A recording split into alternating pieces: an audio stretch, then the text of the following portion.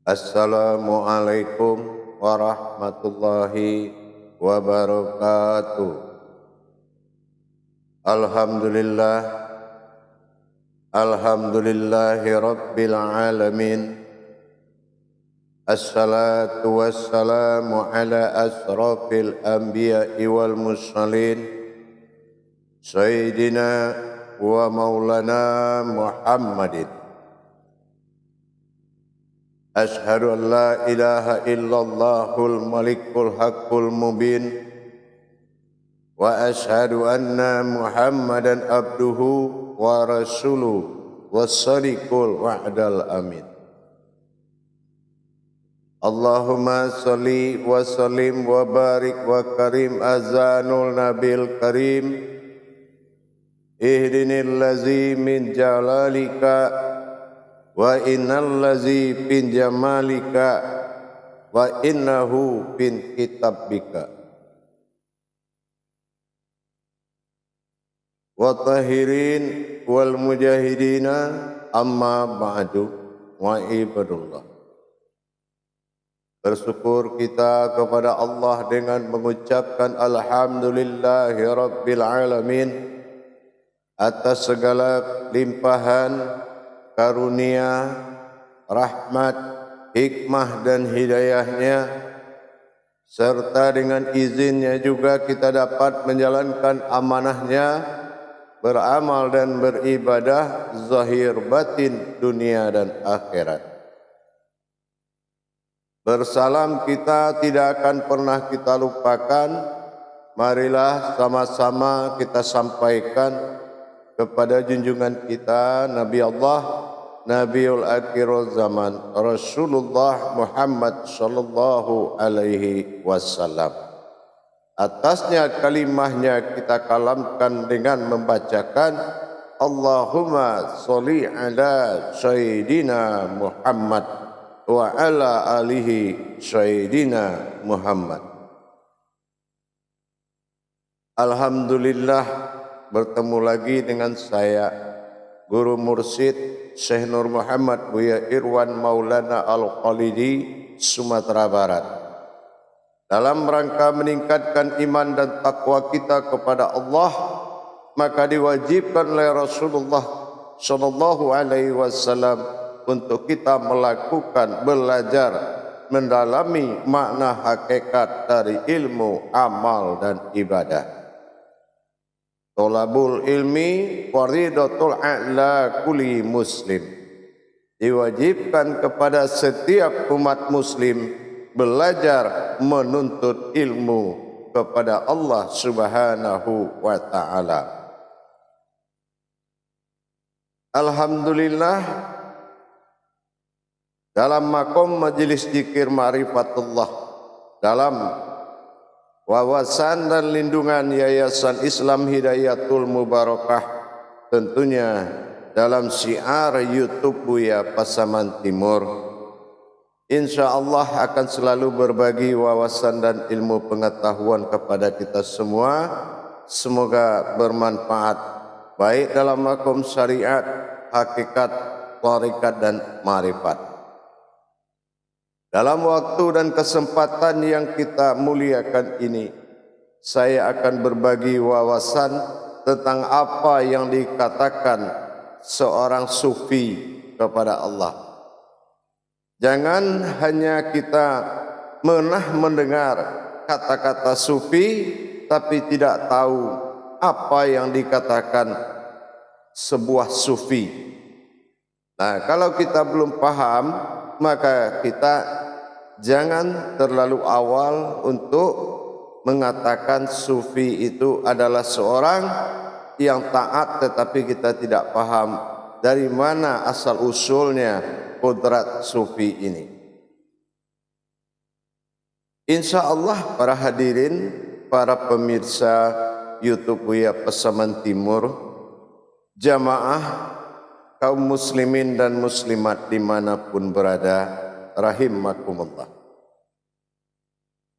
Seperti yang kita pernah dengar dalam istilah kajian ma'rifat, baik dalam tasawuf, tauhid, tarekat pun sekalipun, Tidak asing kalau kita pernah mendengar kata-kata sufi.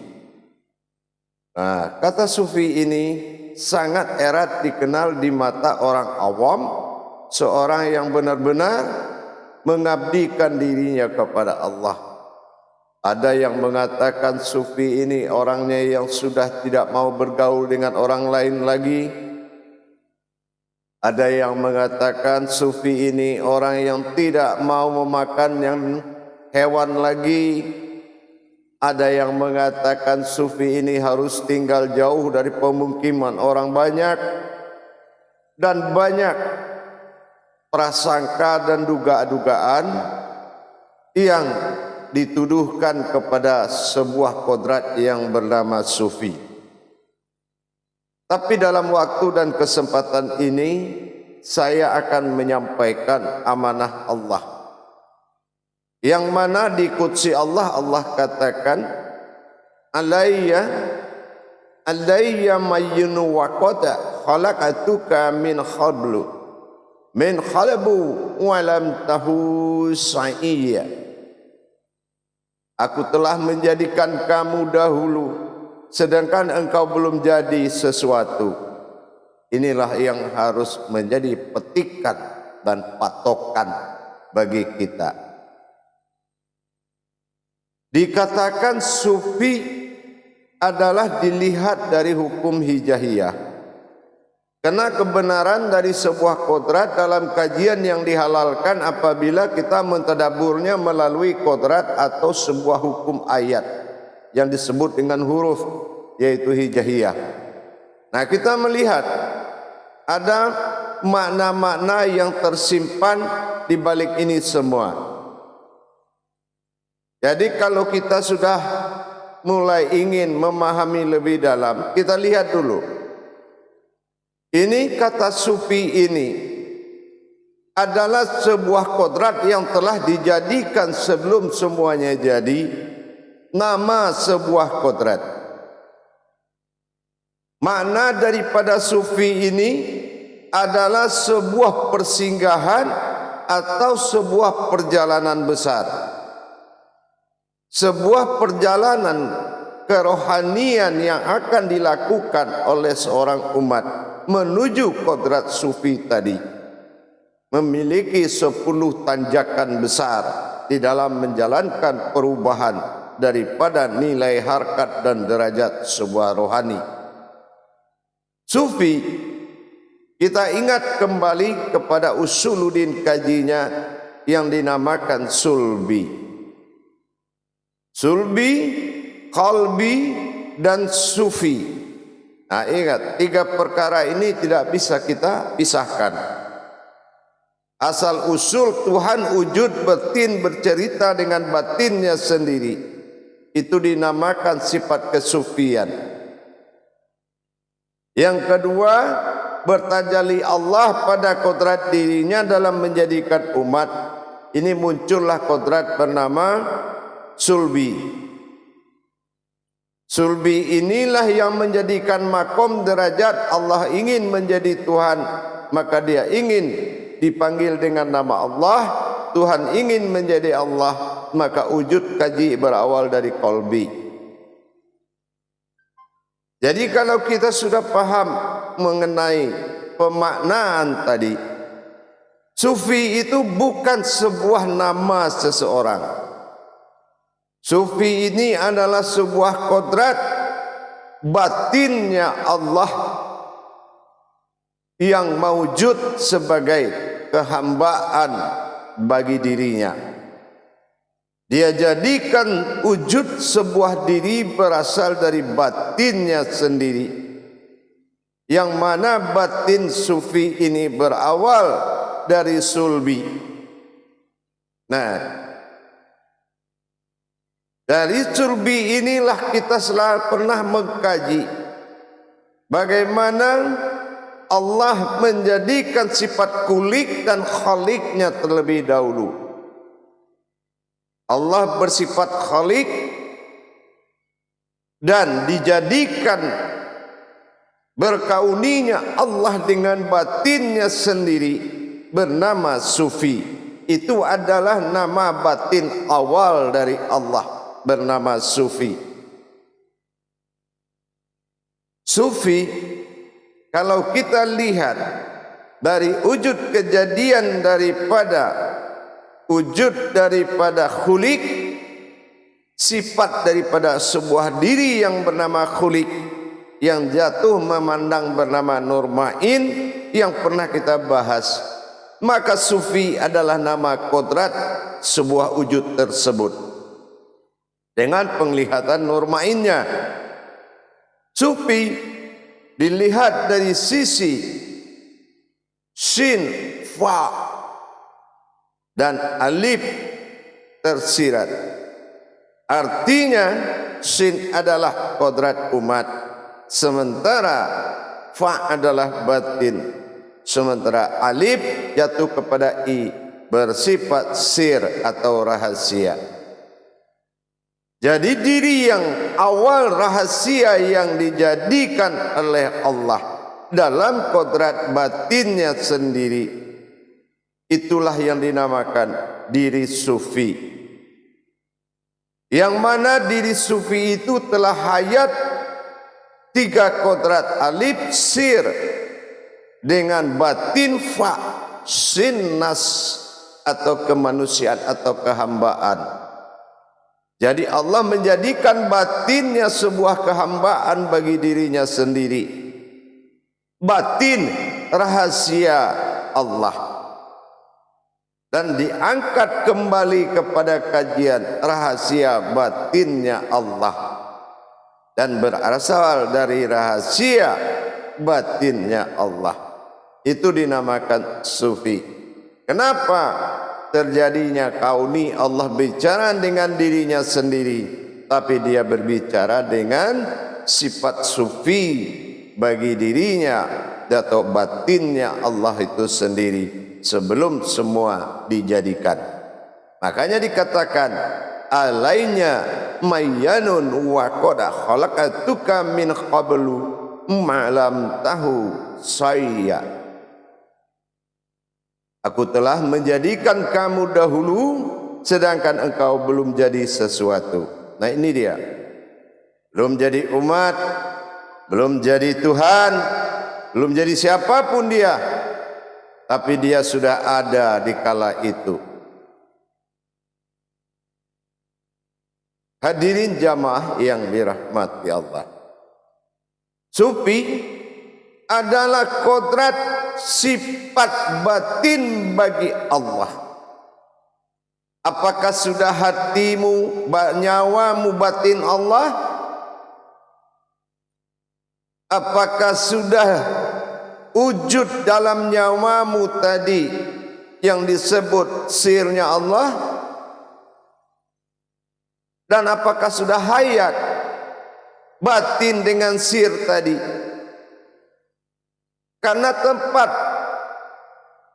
kolbinya Sufi awal itu, inilah yang kita sering sebut dengan sulbi, yaitu alam atau makom batinnya Allah. Siapa batinnya Allah? Itulah yang dikatakan sin. Itulah yang disebut dengan kodrat keumatannya, kehambaan dirinya. Makanya kehambaan dirinya itu Allah sudah akui. Al-abdu rabbun wa rabbu abdun. Hamba itu adalah Tuhan, Tuhan itu adalah hamba juga. Karena berasal dari Sufi itu tadi. Mendapatkan kodrat sebuah nilai Sufi diri kita tidak semudah apa yang kita pernah dengar cerita demi cerita. Sufi itu adalah pernyataan ketuhanan yang berupa pada diri. Batinnya Allah itu langsung yang mewujud menjadi kehambaannya diri dia. Makanya kalau kita cerita hamba, mana hambanya Allah? Karena ada pada Allah yang mengatakan dirinya hamba. Hamba Allah. Nah, kalau ada orang bersedekah mengatakan dirinya berasal sedekah dari hambanya Allah, maka dia tidak boleh menamakan dirinya siapapun dan tidak boleh diketahui dia berbuat baik sebaik apapun. Karena dia juga akan mengatakan hamba itu aku juga. Jadi sedekah atau sedekah yang diberikan tadi nilainya menyelamatkan umat. Beda dengan kita bersedekah atas nama diri kita, berarti menyelamatkan diri sendiri. Berat sungguh untuk menjadi itu kalau memang bisa dijalankan dengan pikiran. Tetapi kalau kita jalankan dengan aturan, akad-akad dari kodrat kaji, sesungguhnya menjadi diri sifat bagi Allah di zaman Khaliknya bernama Khulik. Inilah yang dikatakan masuknya kodrat diri tersebut kepada sifat sulbi, yaitu hatinya Allah. Jadi kalau hatinya Allah itu dinamakan alam sulbi. Alam sulbi, alam sifat batin. Yang ada di situ aku dan hamba. Hamba itu juga dan aku adalah aku dan hamba itu akunya juga. Jadi disinilah sebuah sufi yang telah memikul batin rahasia Allah dan maujud dalam kodrat keumatan. Hadirin jamaah yang dirahmati Allah. Jadi di antara sufi dan sulbi, kalau kita bernapas atas nama makom rohani, maka dinamakan qalbi. Kalau kita berdiri dalam makom kodrat, maka ke dalam itu dinamakan bersifat. Tapi kalau kita hidup hayat di kodrat batinnya Allah, ini dinamakan sulbi. Di sifat Allah dinamakan qalbi. Inilah yang sufi. Sufi itu adalah kodrat batin rahasianya Allah yang mewujud dalam bentuk kehambaannya sendiri, dan dia sudah ada sebelum semuanya ada. Makanya diwajibkan oleh Allah, wal abinu khalbi fuadi an-nisi, isi hatiku hanyalah tetap engkau sendiri, kata Allah. Kata Tuhan wujud wahid tunggal kepada sufi itu sendiri. Dan sufi juga mengatakan seperti itu juga. Inni ja'alatuka fil fuadi muhaddisti, kujadikan juga engkau bercakap-cakap dalam hatiku. Inilah kauninya Allah dengan seorang sufi. Jadi yang dikatakan sufi, orang yang telah mewarisi kodrat batin sirnya Allah menjadi diri rohaninya, menjadi sebuah diri rohani. Maka diri rohani ini mengambil kesufian untuk menjadi sebuah kodrat bernama umat atau hamba. Maka dia menjalankan 10 persinggahan rohani di dalam menjalankan makom diri bernama sufi kepada Allah. Jadi sufi itu tidak hanya bisa diakui begitu saja, tapi sufi itu diperjalankan sesuai dengan kodratnya. Mengambil kodrat sufi itu membutuhkan iman tauhid yang sangat kuat.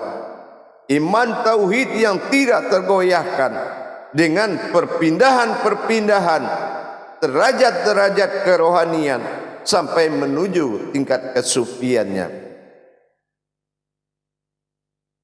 Kalau kadang kita berpikir jamaah, Kenapa manusia bisa mengungkap rahasia Allah? Bahkan manusia itu bisa tahu dari Allah wujud awal Tuhan tunggal wahid dikala itu dia masih tahu. Jadi siapa manusia itu sebetulnya? Kenapa dia maha tahu terhadap apa yang terjadi pada ketuhanan Allah Subhanahu wa taala? Sampai ke tingkat asmanya, dari ismi sampai asma. Kenapa manusia bisa mendapatkan kajiannya? Siapa itu sebetulnya wujud manusia itu? Inilah derajat yang paling tertinggi yang disebut dengan sufi, yang hatinya bernama sulbi. Setelah dia mewujud di alam sifat, barulah dia bernama suatu diri yang batin, dinamakan diri Nur Amin, dinamakan diri Nur Al-Amin tadi. Setelah dia bersifat pada dirinya sendiri, bertauhid dan bermakom pada alam sifat menuju 7 makom. Para hadirin jamaah yang dirahmati Allah rahimakumullah. Jadi kalau kita mengkaji sebetulnya sufi itu sangat sulit untuk mendapatkannya, karena dituntut sidik yang benar, kebenaran yang paling tinggi. Masa sidik, masa amanah, masa tablik sangat dituntut. Kebenaran rohaninya, apakah rohaninya sudah mengalami proses 10 tajalli besarnya? Dia telah mengalami 10 persinggahan sehingga dia jatuh menjadi kodrat bernama rohani yang berawal dari namanya sulbi, yang turunnya ke dalam sulbi sampai kepada rohani yang makomnya adalah kolbi. Inilah para hadirin dan jamaah sekalian. Insya Allah dengan kita selalu mengkaji kembali dengan berwawasan yang hakikat kepada Allah, menghindarkan ketakburan, menghindarkan kepada kesombongan, menghindari daripada mempersekutukan pemahaman. Karena hati-hati, kesalahan rohani beribadat kepada kafir sindik. Makanya kita harus mendapatkan guru yang hak, murid yang hak, dan kajian ilmu yang hak. Semua yang ketiga syarat ini disebut adalah hak, berhak dan mendapatkan hak. Inilah tujuan kita. Maka daripada itu jamaah sekalian, dengan kita sudah memahami dikala awal Allah jadikan semuanya dari awal diri batin rahasianya Allah bernama sufi, maka kita lihat 3 perjalanan dari kodrat fi'id dunia disebut dengan kata sufah. Sementara di alam yaumil masyar Allah mencari dinamakan sufiyah, tapi di alam sifat wujud kadim bagi Allah, usul daripada diri disebut dengan sufi. Sufi, sufiyah, al-sufah. Ini adalah pilihan-pilihan Allah. Berakibat kepada fitid dunia alumatin, memilih umat Allah, salah satu umat pilihan itulah sufi-sufinya Allah, yang akan disebut dengan kehambaan, dikatakan aulia atau kewalian. Untuk mendapatkan itu kita butuh kebenaran daripada sifat hakullah tadi dengan jelas. Berhak terhadap ilmu yang diamalkan, berhak diri yang hak, dan berhak memberikan ilmu yang diberikan hak adalah guru yang berhak. Untuk itu para hadirin dan jamaah sekalian, dari antara hubungan sulbi ke dalam sulbi yang mewujud kepada rohani ke dalam alam qalbi, maka ini akan melahirkan kata usuluddin dan awaluddin yang dibentuk dalam makom fiddin, tajalli diri bernama Islam atau din. Pergeseran ini insya Allah di tayangan yang akan datang kita akan buka bagaimana apa yang dikatakan 10 persinggahan diri sufi menuju kesufiannya, mendapatkan hakikat diri Tuhan, batin sirnya Allah, asal diri awal pun jadi. Insya Allah di tayangan berikutnya kita akan melanjutkan dengan berkah nikmat Allah dalam kajian 10 perjalanan diri sufi menuju kesufian diri. Insya Allah. Itu demikian untuk tayangan yang cukup untuk wawasan dan berbagi ilmu ini. Semoga-mudahan bermanfaat buat kita semua dan berkah dan menjadikan perlindungan diri, berlindung kita dari pemahaman yang salah dan jalan-jalan yang menghalalkan segala cara.